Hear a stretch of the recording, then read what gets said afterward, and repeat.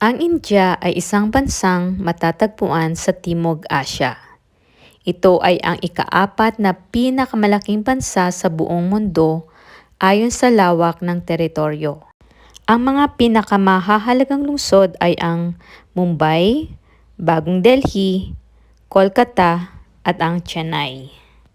Ang mga karatig bansa ng India ay ang China, Pakistan, Bhutan, Myanmar, Nepal at Bangladesh. Ang kultura ng India. Ang pambansang wika ng India ay ang Hindi, pero ang bilang ng mga wikang ginagamit ay malapit sa 400.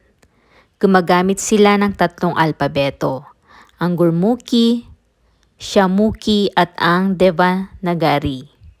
Marami tayong mga salita na nakuha sa kanila. Halimbawa na lamang ng